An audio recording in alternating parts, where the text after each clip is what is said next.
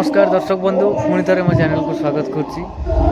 दर्शक बंधु बहुत दिन पर मो चैनल गोटे वीडियो पकाऊँ तो 2026-27 यात्रा ऋतु कोणार्क गणनाट्य जोगदे फास्ट नाटक फाइनाल बीजीएम चलती अभिमानिनी तू अलकानंदा नाटकटी बहुत बढ़िया लगुच से नाटक माने एमती सीन किसी अच्छी तो आपण मैंने जदि आपण सहित सेमती किसी होता है से नाटक देखिले भी आपण मैंने कांदी पके बहुत बढ़िया नाटक होती।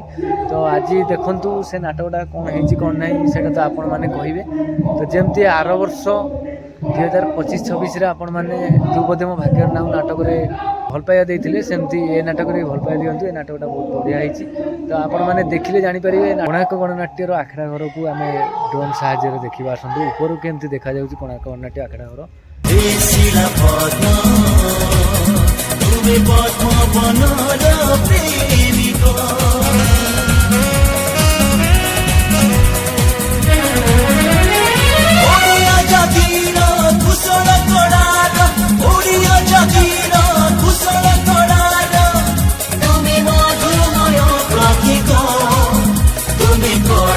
पूजारी कोणार्क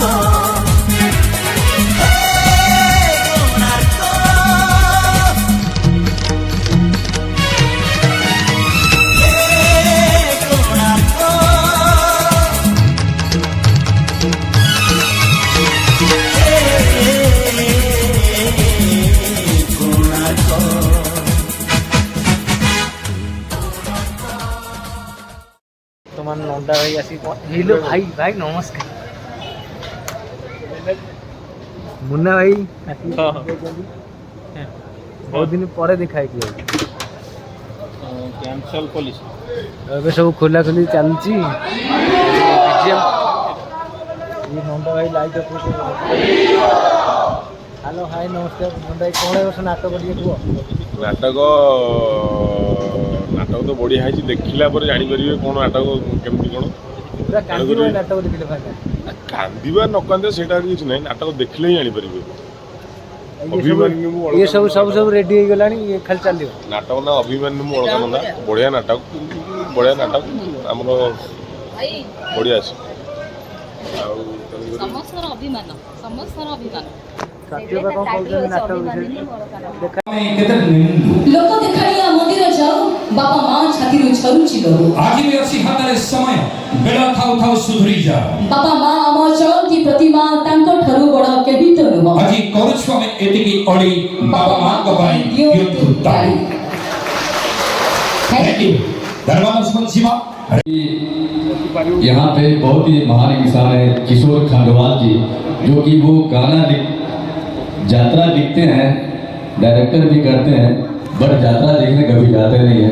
तो एक बार किशोर सर जी के लिए मैं ताली चाहूँगा सभी लोगों के हाथों से थैंक यू। तो पापा के लिए मैं 2 लाइन सुनाना चाहूँगा और एक बार पापा के लिए जोर से ताली बजना चाहिए प्लीज।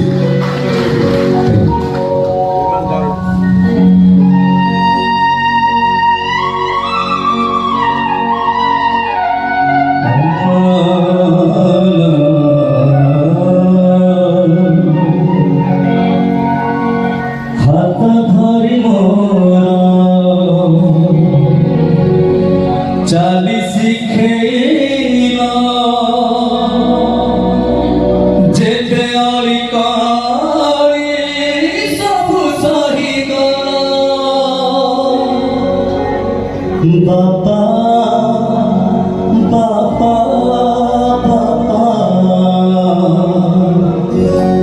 को कथा मोर तुमको छपा बापा बापा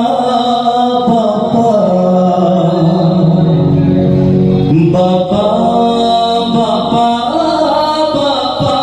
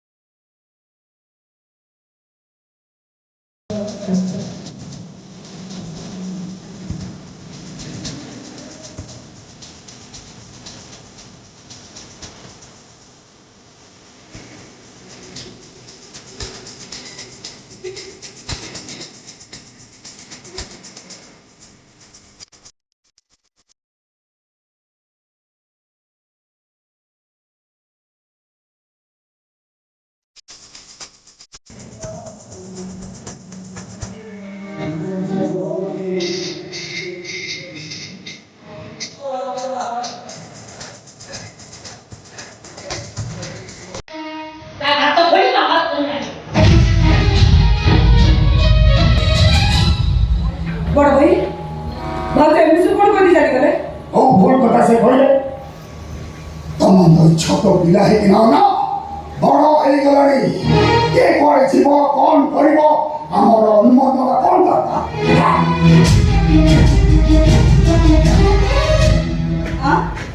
ଆସୁଛ ଏଇଟା ଆମ ଘର ନା ଆଉ କାହା ଘର? ଆଜି କ'ଣ ଭାଉଜଙ୍କ ପାଟିରୁ ଗାୟତ୍ରୀ ମନ୍ତ୍ର ପଢ଼ିବା ବଦଳରେ କଳ୍ପୀ ପୁରାଣ ଆଉ ବଡ଼ ଭାଇଙ୍କ ପାଟିରୁ ଗୀତ ଭାଗବତ ବଦଳରେ ନର ସଂହାର ସ୍ୱଳ୍ପ ଆପେ ଆପେ ଆବୃତ୍ତି କରୁଛନ୍ତି। କାଗ ବଦଳି ଯାଇଛି ନା ସମ୍ପର୍କ ବଦଳିଗଲା? କୋଉ ସମ୍ପର୍କ ବଦଳିଗଲା କି ଅପା? ଅପା ନା ଖପା? ଏଇ ବଡ଼ ଏଠି ଶୁଣ କାଇଁ ତୁ କ'ଣ ମତେ ପଚାରୁଥିଲୁ? ହଁ ପଚାରୁଥିଲି ସେ ଅପରା ସମୟ କାଇଁ ସେଦିନ ମୁଁ କେମିତି କହିବି? ଆଉ କିଏ କହିବ? ମୁଁ ବେଡ୍ ଉପରେ ରଖିଲି କାଇଁ ଏ ଘରେ ଜଣେ ଏକା ରହୁଛି ନିଜ ଅସାମର୍ଥ ମନେ କରିବେନି। ତାହେଲେ ତୁ କ'ଣ କହୁଛ ମୁଁ ନିଜେ ଆତ୍ମହତ୍ୟା କରି ମରିଯିବି ତମେ କାହିଁକି ଆତ୍ମହତ୍ୟା କରି ମରିବ? ସେମିତି ମୁଁ କ'ଣ ଆତ୍ମହତ୍ୟା କରି ମରିପାରିବି? ମୁଁ କହ ଆମେ ଏବେ କ'ଣ କରିବା ତମ ପରିବାର ପାଇଁ ମୋର ପରିଚୟ ପିଲାଟି ଦିନ ମୁଁ ମୋ ବାପା ମାଙ୍କୁ ହରାଇ ତମ ବାପା ଚୌଧୁରୀ ଅଙ୍କଲଙ୍କ ପାଇଁ ମୁଁ ବଡ଼ ହୋଇଛି ଓକିଲ ଏସବୁ କଥା ଆଜୁ ଜମା କରିବନି। ଭଦ୍ର ସମାଜର ଭଦ୍ର କଥା ଆପେ ଯାବେ ନୁହଁ।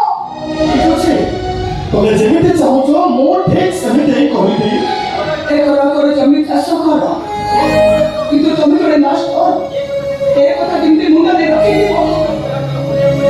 ରାସ୍ତାଘାଟରେ ହଡ଼ିଆ ମୁଣ୍ଡିଆ ବସୁଛନ୍ତି କେମିତି ବୁଲି ପଡ଼େ କି ମାଷ୍ଟର ପୋଷାକ ପିନ୍ଧି ମୋ ସାମ୍ନାରେ କେବେ ନିଜେ ହବନି ମବୁ ଭଳି ଲାଗିବ। ଆଉ ମୋ ବେଡରୁମରେ ମହିଳା ଅପରିଷ୍କାର ପୋଷାକ ଦୁର୍ଗନ୍ଧ ମୁଁ ଜମା ସହିପାରିବିନି। କଥା ଦଉଛି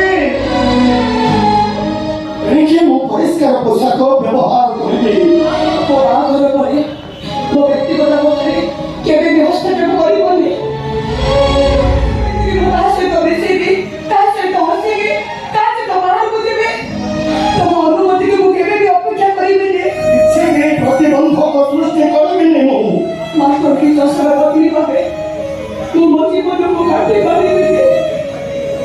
ପେଟ ପାଡ଼େ ହୋଇ ସାରା ମୋର ଜୀବନ ଯାପନ କରିବା ମୋର ସ୍ୱପ୍ନ।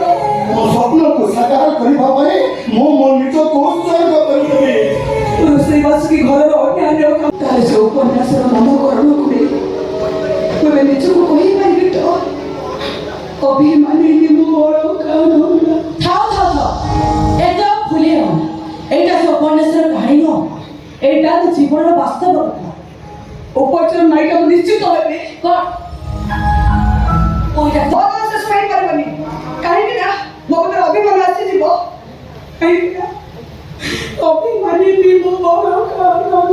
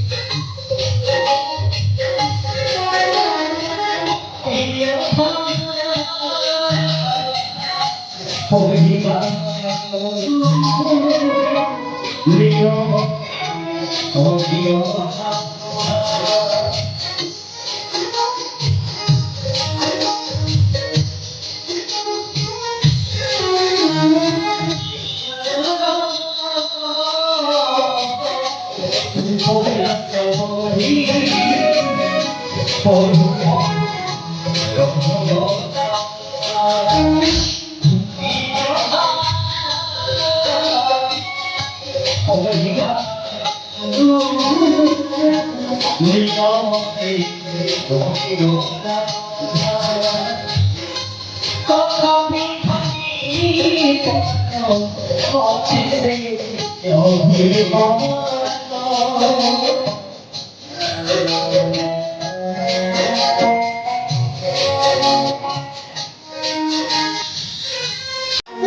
ତମେ ତ ଏପର୍ଯ୍ୟନ୍ତ ପ୍ରଣାମ କରିନା ମୁଁ ଆଶୀର୍ବାଦ ଦେବି କେମିତି? ଆରେ ମୋ ଆଣ୍ଠୁରେ ପାଦ ଏଠି ମୋ ଶାସ୍ତ୍ରରେ ଲେଖା ହେଇଛି ଆଶୀର୍ବାଦ ପାଇଁ ପ୍ରଣାମ ନିହାତି ଦରକାର। ଆମ ଗ୍ରାମ ଦେବାଦେବୀକି ହାତ ଉଠେଇ ନମସ୍କାର କରି ଆଶୀର୍ବାଦରେ ଭିକ୍ଷା କରୁ ଦେଖି ହଁ କରୁଛି। ଆରେ ଗୋଟେ ଆଶୀର୍ବାଦ ଦେଇଦଉନ ନମସ୍କାର ହେଲା ଆରେ କିନ୍ତୁ ବଲ ବଲ କରି ଓହ୍ଲେଇଛ କଣ ପାଇଁ ଆଶୀର୍ବାଦ ଦେଇଦଉନ। ଆରେ ବାବା ମୋ ଆଣ୍ଠୁଟା ଟିକେ ଭଲ ନାହିଁ ମୁଁ ଆଣ୍ଠେଇ ପାରିବିନି ଆଜି ହାତ ଲଗା ନମସ୍କାର କାମ ଚଳେଇ ଦିଅ। ଆଣ୍ଠୁ ଭଲ ହେଇଗଲେ ମୁଁ ଶାସ୍ତା ପୁରା ତଳେ ଶୋଇଯିବି ଆଶୀର୍ବାଦ ଦେଇଦଉନ। ଅହସି ଲକ୍ଷ ନିବ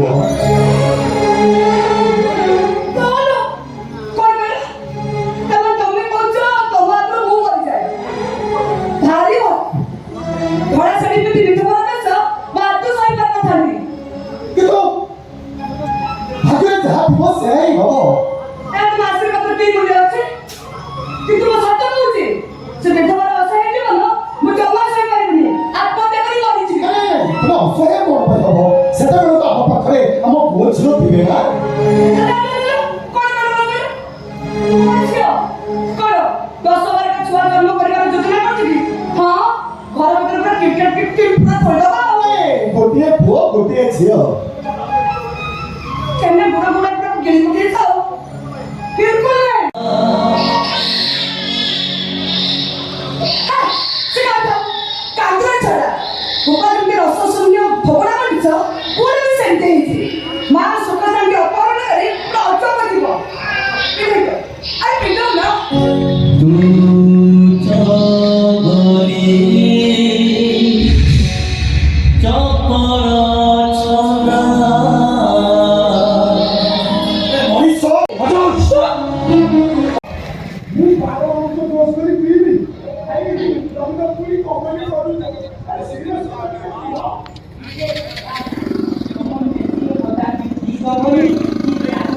ଆବଶ୍ୟକ ପଡ଼ିଲେ ମୁଁ ନିଜକୁ ନିଜେ ବିକ୍ରି କରିଦେବି। ନିଜକୁ ବିକ୍ରି କର ତାପରେ ମୋ ଧନକୁ ଅପରାଧୀ କରି ଫାଶୀ ଖୁଣ୍ଟରେ ଅଟକେଇ ଦିଅ। ଠିକ ଅଛି ରାଜନ ଚାଲ ବସ। ମୁଁ କଣ ପାଇଁ କରିଥିଲି? ତମେ ମୋ ସ୍ତ୍ରୀ ମୁଁ ଯୁଆଡ଼େ ଯିବି ତମେ ବି ସିଆଡ଼େ ଯିବ। ମୁଁ ଯେତେବେଳେ ନିଜକୁ ବିକ୍ରି କରିଦେବି ସେ ଅର୍ଥର ମାଲିକାରୀ ତମେ ହବ ନା ଆଉ ସେଇ ଅର୍ଥରେ ତମେ ଏଇ ଅପରାଧୀକୁ ଦଣ୍ଡ ଦେବ। ମତେ ଲାଗୁଛି ଆମ ଅମରଙ୍କ ମୁଣ୍ଡ ପୁରା ଗୋଳମାଳ ହେଇଗଲାଣି। ମୋ ମୁଣ୍ଡ ଖରାପ ହେଇଯାଇଛି ପାଗଳ ହେଇଯାଇଛି ମୁଁ ଆଉ ମତେ ପାଗଳ କରିଦେଇଛ ତମେ। କଣ ଦେଖିବ ମତେ ଯଦି ତମର ଏତେ ମୁଁ ତମ ରୂପ ଜୀବନକୁ ଉପଭୋଗ କରିବାର ମୋର ଲାଳସା ଅଛି। କେବଳ ବାକି ଜୀବନ ତମକୁ ଟିକେ ସୁରକ୍ଷା ଦେବେ।